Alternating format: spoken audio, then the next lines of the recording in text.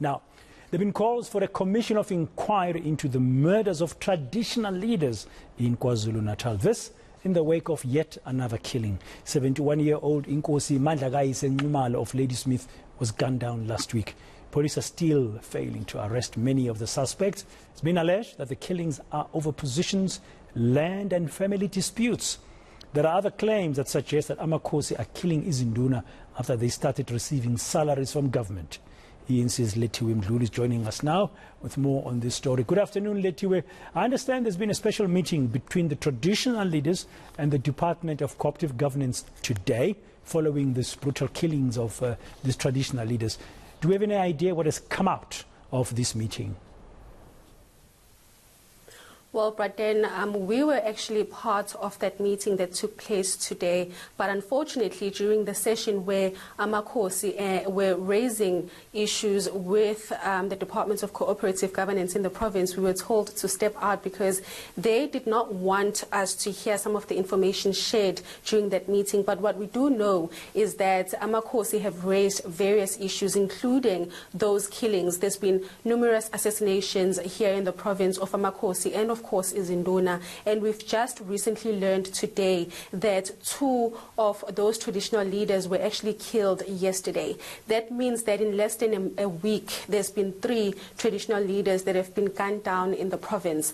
Last week it was eNCA Mdluli in Ladysmith, and we understand that he was gunned down outside a traditional court in Ladysmith. We still don't know the motive behind that killing, and the police have not arrested anyone yet. And today we have learned that one of amakhosi was murdered yesterday. He was shot in the head twice, we believe, and the other is Induna, who was also assassinated at his home. Those 2 incidents happened in 2 different places here in the province, and of course a lot of amakhosi are fearful now, and they are demanding that they need protection from the police, or the government needs to actually get involved and provide them with VIP protection, because the assassinations are ongoing, they are continuing. They've actually been ongoing since 2012. When I spoke to the police last week following the murder of eNCA Mdluli last week, I spoke to the police and they did say that so far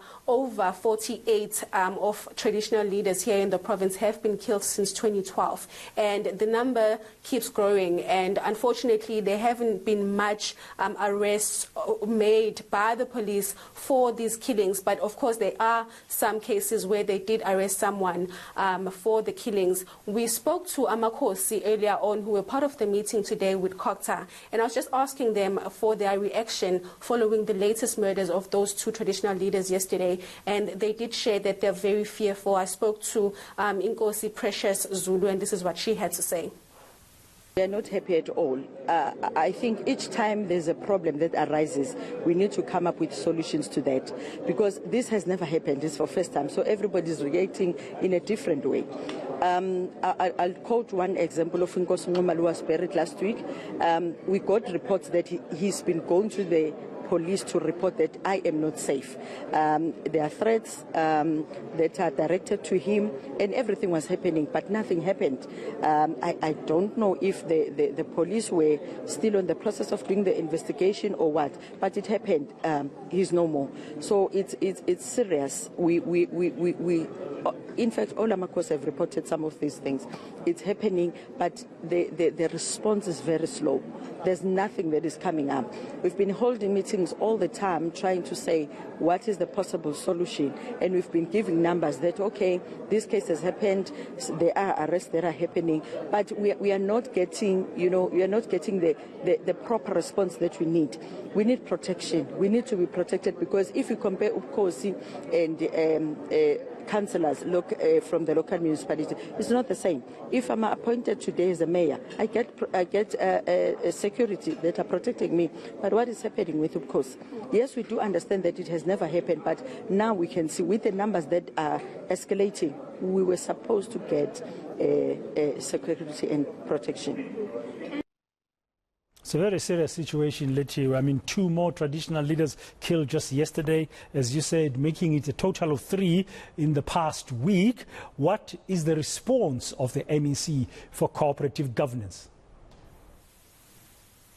Well, the MEC, Siphohlo Muga, keeps on reiterating that they are working closely with law enforcement and they keep on demanding that the investigations be a priority. He has said that they have now engaged with the National Police Minister Begicele, to get involved, because it seems like these killings are not going to be stopping anytime soon. And of course, Amakosi keep on saying that they've been talking with the COGTA department and demanding that they need protection, but the MEC keeps on saying that they will be providing them with protection, but they need to for now work with the police.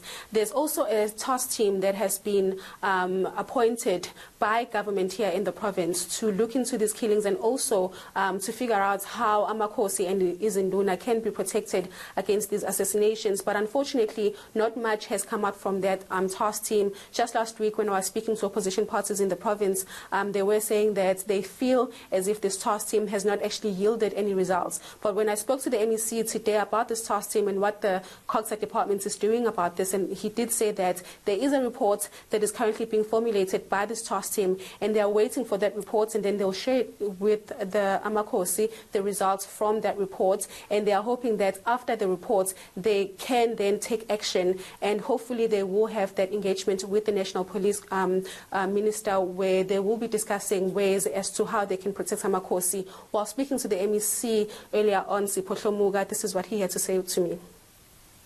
Prime of KwaZulu-Natal coordinated a meeting between the MEC for COGTA, myself, and MEC for Community Safety and Transport, MEC Nkonyeni, and there is a task team from the Provincial House that is dealing with the protection of Amakosi. We are going to they are going to receive the report in few days to come, and we are hopeful that the report is going to give us a way forward on how we are going to ensure that we protect Amakosi of KwaZulu-Natal.